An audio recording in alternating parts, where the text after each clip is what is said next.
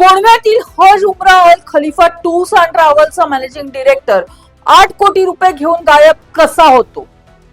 एका बाजूला व्याजाचा हव्यास आणि दुसऱ्या बाजूला पवित्र यात्रेची स्वप्न. या चक्रव्यूहात शेकडो निष्पाप नागरिकांना कोणी अडकवलं? नमस्कार, मी सायली स्वामी आणि तुम्ही पाहत आहात पुणे लोक. आपल्या समाजात विश्वास आणि श्रद्धा या दोन अशा गोष्टी आहेत ज्यावर माणसं डोळे झाकून स्वतःचं सर्वस्व पणाला लावतात.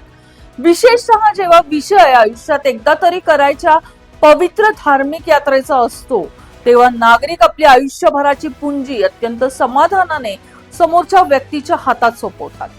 पण याच विश्वासाचा जेव्हा व्यावसायिक कमिशनसाठी गैरवापर होतो, तेव्हा शेकडो कुटुंब कशा प्रकारे आर्थिक आणि मानसिक संकटात सापडतात याचं एक ज्वलंत उदाहरण पुण्यातून समोर आलेलं आहे. पुण्यातील कोंढवा परिसरातील हज Umrah Al Khalifa tours and travels या कंपनीवर सध्या तब्बल 8 कोटी रुपयांच्या आसपास आर्थिक गैरव्यवहाराचे गंभीर आरोप होत आहेत. कंपनीचे मॅनेजिंग डिरेक्टर अमीर शेख हे सध्या संपर्क बाहेर असून फरार असल्याची चर्चा परिसरात रंगली आहे. नेमकं कसं रचलं गेलं हे चक्रव्यूह पाहूयात या विशेष रिपोर्ट मध्ये. उमरा आणि हज यात्रेसाठी शासकीय किंवा अधिकृत नामांकित ट्रॅव्हलचे रेट जास्त असताना या अमीर शेखने 85,000चा उमरा पॅकेज 50 ते 55 हजारात आणि 5 ते 5.5 लाखांचा हज खर्च 3 ते 3.5 लाखात देण्याचा दावा केला.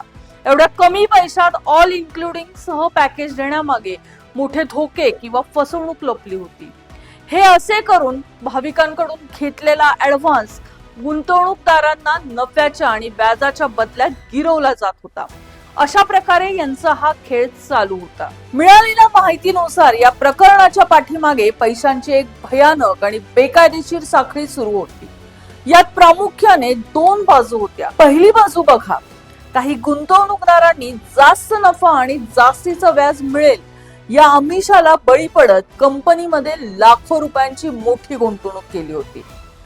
दुसरी बाजू म्हणजे आता या गुंतवणूकदारांना दरमहा व्याज आणि नफा वेळेवर कसा द्यायचा त्यासाठी अमीर शेखने एक नवीन पळवाट शोधली. पवित्र हज आणि उमरा यात्रेला जाऊ इच्छिणाऱ्या निष्पाप भाविकांकडून आगाऊ बुकिंगच्या नावाखाली लाखो रुपये गोळा करण्यास सुरुवात केली. आणि नेमका हाच तो खेळ आहे. भाविकांनी प्रवासाच्या आशेने विश्वासाने दिलेले बुकिंगचे पैसे अमीर शेखने यात्रेच्या व्यवस्थेसाठी न वापरता गुंतवणूकदारांना त्याच्या व्याजाच्या आणि नफ्याच्या बदल्यात वाटून टाकले. म्हणजेच एकाचे पैसे दुसऱ्याला देऊन पैशांचा हा फिरवाफिरवीचा खेळ सुरू होता.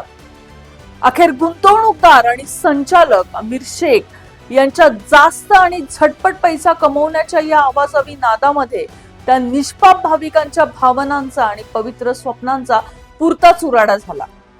या संपूर्ण प्रकरणाच्या पार्श्वभूमीवर काही अत्यंत महत्वाचे प्रश्न आता उपस्थित केले जात आहेत.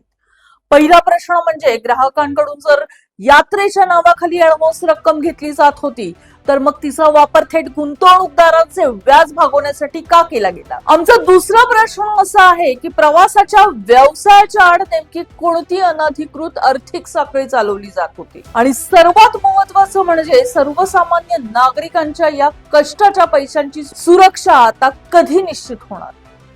या प्रकरणातून केवळ कोंढवा परिसरानेच नाही तर संपूर्ण समाजाने एक मोठा धडा घेण्याची गरज आहे. पत्रकारितेच्या माध्यमातून आम्ही आपल्याला एक अत्यंत महत्वाचा रेड फ्लॅग म्हणजे धोक्याची घंटा दाखवू इच्छितो.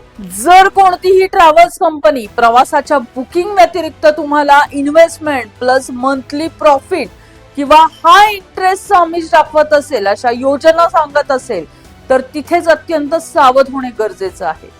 आता या प्रकरणाचा काय छडा लागत आहे हे पाहण्यासाठी तुम्ही पाहत राहा पुणे लोक.